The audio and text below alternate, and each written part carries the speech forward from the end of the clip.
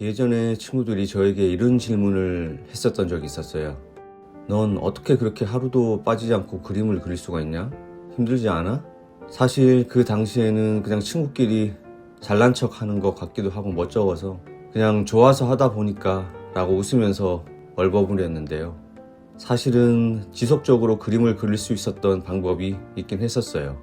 오늘 영상에서는 제가 중간에 포기하지 않고 그림을 계속 그릴 수 있었던 방법에 대해서 이야기해 볼게요. 대부분의 사람들이 포기하는 제일 큰 이유 중에 하나가 바로 시간이 없다입니다. 그럼 왜 시간이 없다고 느낄까요? 그 이유는 스케치북에 꽉 찬 대단한 그림을 하나 그려야 한다는 생각 때문이에요. 자, 잘 생각해 보세요. 내가 일하고 와서 그림을 그리려고 마음을 먹었어요. 그리고 의욕이 막 생겨서 왠지 대단한 그림을 한 장 그리고 싶은 욕심이 막 생길 거예요. 그런데 그런 그림을 그리기에는 실력도 부족하고 또 그 부족한 실력으로 그리기에는 시간이 충분하지가 않아요. 그러면 내일부터 시작하자 이렇게 또 미뤄지는 거죠. 우리는 새하얀 종이를 마주하는 순간 스스로를 심리적으로 몰아세운다고 합니다. 이 페이지는 완벽해야 해. 나는 대단한 그림을 그릴 수 있어. 실수하면 안 돼. 이런 생각을 하게 되는데 그 생각은 결국 손을 굳게 만들고 선 하나가 마음에 안 들면 자신의 능력 전체를 의심하게 되죠. 자, 제가 알려드릴게요. 일단은 꽃 한 송이, 나무 한 그루, 벤치 하나, 간단한 거부터 가볍게 시작하세요. 하루에 하나만 그려도 상관없어요. 5분이든 10분이든 간단하게 쉬운 걸 꾸준히 그리세요. 그럼 시간이 별로 없어도 스케치북을 채우지 않아도 부담 없이 가벼운 마음으로 즐겁게 그림을 그릴 수가 있을 거예요. 그림은 즐거워야 합니다. 그림이 스트레스나 숙제가 되는 순간 더 이상 그림을 그릴 수 없게 됩니다. 스케치북은 누군가에게 보여주기 위한 전시장이 아니라 당신의 생각이 자유롭게 노는 놀이터이자 일기장이 되어야 합니다. 저는 보통 연필이나 펜을 주로 사용하는데요. 왜냐하면 도구가 복잡해지면 고민도 많아지기 때문입니다. 어떤 붓을 쓸지, 어떤 색을 쓸지, 또 어떤 물감을 써야 할지 고민하다 보면 정작 중요한 그리기 행위는 뒷전이 되죠. 연필 한 자루, 펜 한 자루로 시작을 해보세요. 고민거리가 확 줄어들 거고 그림 그릴 때의 부담감도 확 줄어들 거예요. 그리고 생각보다 연필이나 펜으로 많은 것을 표현할 수가 있습니다. 두께 조절이나 강약 조절, 그리고 선을 겹쳐서 다양한 느낌을 줄 수도 있어요. 그리고 선이 조금 삐뚤어져 형태가 조금 이상해졌다고 상심할 필요가 전혀 없습니다. 다 완성하고 보면 전체 그림에 그 실수가 지장을 주는 경우는 많이 없거든요. 그리고 오히려 그런 자연스러움이 그림에 도움이 되는 경우가 더 많이 있답니다. 여러분은 보통 어떤 마음으로 그림을 시작하시나요? 오늘 제가 꼭 드리고 싶은 말씀은요. 누구에게 잘 보이기 위해서가 아니라 정말 나를 행복하게 만드는 것을 그리세요 라는 거예요. 우리가 흔히 하는 실수가 있어요.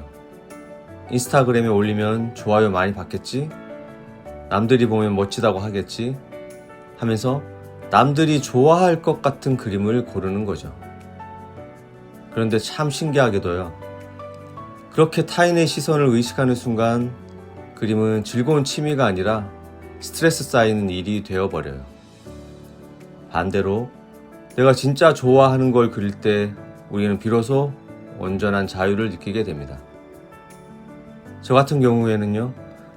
예쁜 인물을 그리는 것보다 나무나 산, 건물, 길가에 피어있는 작은 풀, 꽃 같은 걸 그리는 걸 훨씬 좋아해요. 그래서 주로 풍경 드로잉을 많이 하는데요. 풍경을 그리고 있으면 왠지 모르게 마음이 편안해지고 그냥 그 과정 자체가 너무 재미있어요. 바람에 흔들리는 나뭇잎 하나, 돌담의 질감 하나를 펜으로 채워나갈 때 느끼는 그 해방감은 말로 다 표현하기 힘들 정도죠. 결국 핵심은 애정이에요. 내가 그린 내 그림에 애정이 듬뿍 담겨 있어야 내일 또 그려야지 하는 마음이 생기거든요. 그래야 재미가 붙고 재미가 있어야 지치지 않고 꾸준하게 오래 그릴 수 있거든요. 그러니까 이제부터 학원에서 배웠으니까 이걸 그려야만 해. 기초니까 이 물체를 꼭 마스터해. 같은 그런 마음의 강박에서 조금 벗어나 보세요. 대신 저거 진짜 그려보고 싶다. 내 손으로 한번 담아보고 싶다. 하는 내 안의 작은 설렘에 따라서 펜을 한번 움직여 보세요. 아주 서툴고 삐뚤빼뚤해도 정말 괜찮아요. 강박은 내려놓고 자유를 누리는 것. 저는 그것이야말로 우리가 할 수 있는 가장 건강하고 좋은 그림 생활이라고 믿습니다. 우리가 집에서 혼자 그림을 그릴 때 가장 경계해야 하는 것이 뭘까요? 저는 바로 나태함이라고 생각해요. 이 나태함이라는 녀석이 정말 무서운 게요. 대놓고 오는 게 아니라 아주 스멀스멀 천천히 우리 의지를 꺾어버리거든요. 그런데 이 나태함 참 이겨내기 힘들죠. 흔히들 내가 의지가 부족해서 그래 하면서 자책하곤 하는데요. 제가 직접 경험을 해보니까 이게 꼭 의지만이 문제는 아니더라고요. 제가 곰곰이 생각을 해봤는데요. 사람들이 집에서 영어 공부를 열심히 할까요? 아니면 학원에 가야 열심히 할까요? 당연히 학원에 가면 상대적으로 더 열심히 하게 됩니다. 왜 그럴까요? 거기엔 선생님도 계시고 같이 공부하는 사람도 있고 무엇보다 공부할 준비가 딱 되어 있는 환경이 갖춰져 있으니까요. 그럼 우리 그림은 어떨까요? 집에서 혼자 그리다 보면 봐주는 선생님도 없고 같이 그릴 수 있는 친구도 없잖아요.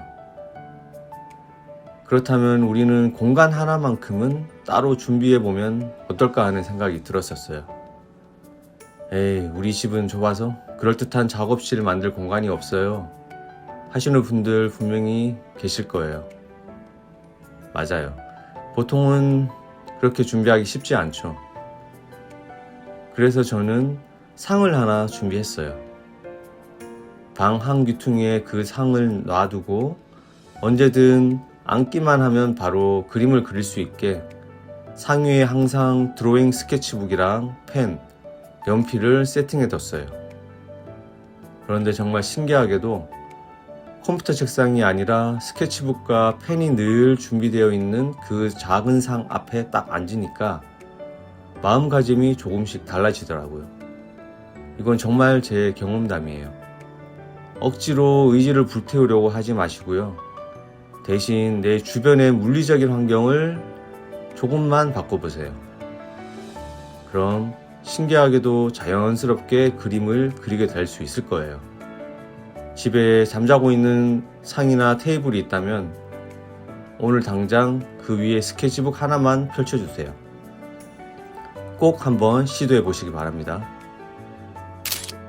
저는 오늘 여러분과 같이 꽃이랑 나무 같은 간단한 물체들을 짧은 시간 동안 쭉 그려봤습니다. 물론 하루에 딱 10분 그림을 그렸다고 해서 내일 실력이 마법처럼 확 늘지는 않겠죠. 하지만 이렇게 그리는 진짜 이유는 바로 꾸준함을 위해서죠. 그리고 그 작은 꾸준함들이 차곡차곡 쌓여서 결국 여러분들을 진짜 실력자의 길로 인도해 줄 거예요. 지금 바로 스케치북을 한번 펼쳐보세요. 복잡하게 생각하지 마시고 그냥 선을 쓱 하나 그어보는 거예요. 그 작은 선 하나가 나중에 어떤 멋진 그림이 될지는 아무도 모릅니다. 하지만 제가 확실하게 말씀드릴 수 있는 건요. 그 선을 긋는 과정 자체가 여러분을 분명 더 행복하게 만들어줄 거라는 사실입니다. 여러분의 스케치북이 주눅드는 완벽함이 아니라 오롯이 즐거움의 흔적들로 가득 차기를 진심으로 응원하겠습니다. 오늘 영상 보시면서 더 궁금한 점이 생기셨다면 아래 고정 댓글에 있는 링크를 꼭 확인해 주세요.